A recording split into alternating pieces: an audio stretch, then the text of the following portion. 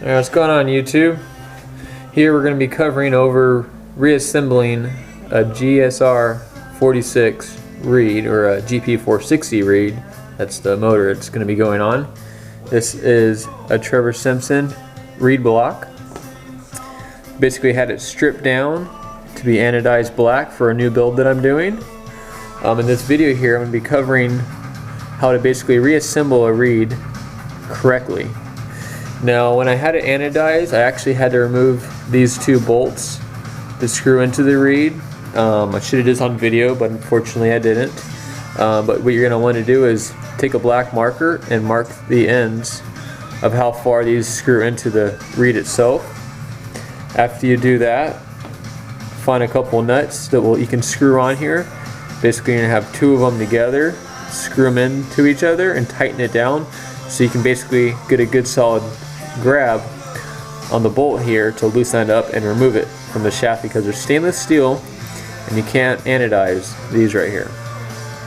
So those will have to be removed if you are looking to anodize your reed. If you're just pulling apart your reed just to look at it or clean it up or whatever the case may be, this will be a good video to show you how to reassemble it properly.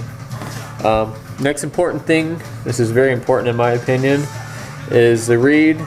There is 4 very, very small screws here, and these screws have a small Allen key, which I think is like an 050. It's very, very small, and basically they strip extremely easy. I had a brand new Allen key and I stripped them out because they were screwed in there too tight, or who knows why. Anyways, I had to take a Dremel. It's probably kind of hard to see here, but you can see where I took and had to cut it with the Dremel, so I can basically get a flathead screwdriver in there and loosen those up to remove them. There's no way I'm going to put them back in there like this. I mean, maybe if you're doing a hack job or something you can reuse them, but that's not what I do. So anyways, these are trash. I went down and got some nice brand new stainless steel ones, as you see here. These are a Phillips head. You see, you can get a lot better grab, get a bit more torque behind there for loosening them up or tighten them down. When you tighten them up, you don't want to get too tight and either strip your aluminum out in there or make them too tight where it's too hard to remove it next time you go to remove it, if you do. Anyways, when we reinstall them, we're going to be using blue Loctite. I'll show you that here on video. We got our reed pleats here. As you see, we got 2 of them, 1 for each side. This is the inside of a reed too, if you guys have never seen one. I'll pull it apart. Some people just have the engine builder put everything on there for them and have at it. But anyways, so that's kind of cool. See what it looks like. So what we're going to be doing is putting a small dab of blue Loctite on here, just enough to help keep it tight. And the reason why you do this is because this goes in there inside your reed block and sits bolted to your cylinder head. Now if you don't put Loctite on there, these bolts can actually come loose from vibrations in the engine, whatever it may be, can rattle loose, get sucked into your engine and destroy your inside of your engine. So it's very, very important to make sure you put some blue Loctite on there. You can put red. Red's a bit more strong and permanent. I wouldn't recommend it, but you could. So next is this little piece. I don't know what this is, what kind of material, but we're going to push our bolt, our first screw through there. Next one, throw a little more blue Loctite on there. They're very, very small and hard to work with. They can fall easy, so just kind of be careful with them. Work on an area if they do bounce and take off somewhere, you can catch them easy. As you see here, I have a towel down. So now we're going to put them through the reed pleat. You see, got that assembled just like that's exactly how you want to reinstall it. So now we have our holes in there. So we're going to go ahead and screw it in. Try to get it on camera the best I can here.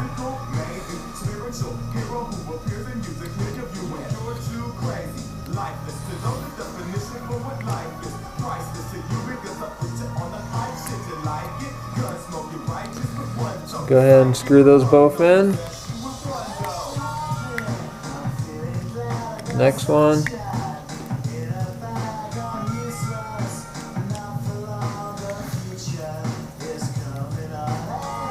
So when you tighten them down, we got them both snugged up.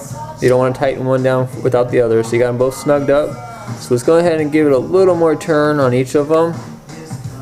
Right there. We'll call those good. We'll flip it over and repeat on this side.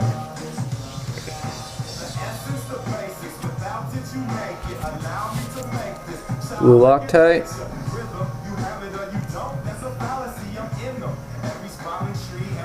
Blue Loctite on this one as well.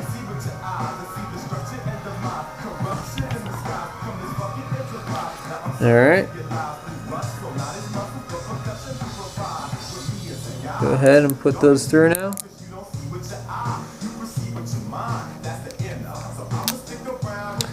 Alright. Got that. Go ahead and we'll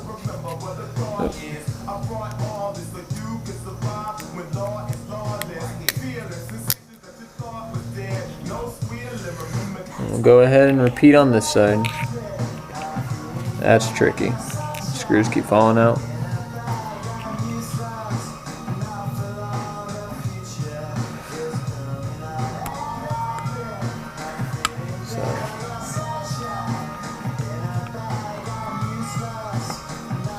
Let's get that one started. We're not tightening them down just yet. We're just starting them both.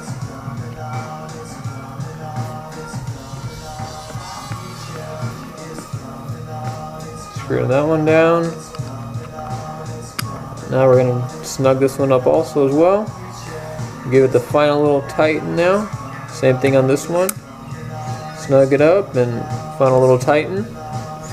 So now we got both of those all tightened down. Both sides are reed pleats. Make sure everything's lined up and centered good. Gonna go ahead and put our gasket on here. Reinstall it. I'm reusing this gasket. I don't have another one. So if you take it off very carefully when you do remove it originally, you can reuse it. So if you need to, use a really fine razor blade to get in here, because sometimes they'll be stuck on there really good. So if you just use a razor blade, you can very lightly, you can peel those up and reuse them. So next, we got our reed here, our reed block and the reed itself. And put them together, and we got 4 bolts right here. And these ones right here are going to actually be a 2.5 millimeter. So we're going to go ahead and just get these all started. We're not tightening them down tight yet, we're just starting them all. And you want to go crisscross when you do it too. That's just my personal opinion.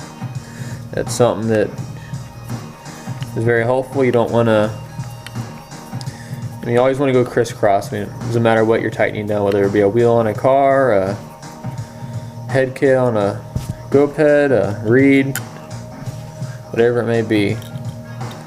Also, just a side note, if you do have your reed anodized, what you're going to want to do, I mean, you don't have to always.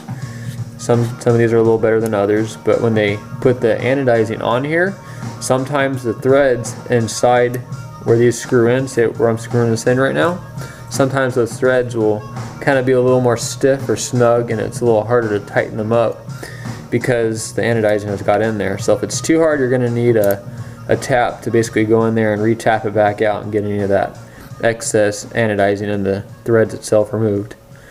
So now we're going to go ahead and do the final tighten on that guy. Crisscross, final tighten on there. Back down to the bottom one, final tighten. And come over here to this guy and do the final tighten. Go ahead and snug him. This one's a little bit tight, so this one has a little bit thicker on the anodizing, but go ahead and snug that guy up. He's good, but if it gets too difficult to tighten down, and you can see it's not all the way down flush yet. These ones are all flush.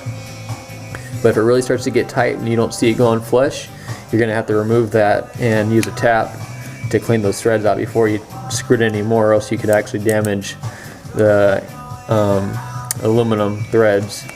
So just a side note, it's kind of good to know. So there it is. There's your reed. Ready to rock and roll. Beautiful Trevor Simpson anodized black reed. If you guys have any questions, be sure to post up, and I'll be happy to answer any of your questions. Hope that helps. We're going to be going over some more engine building here in the next couple videos, but this is the first part of the series, so enjoy. Thanks for watching.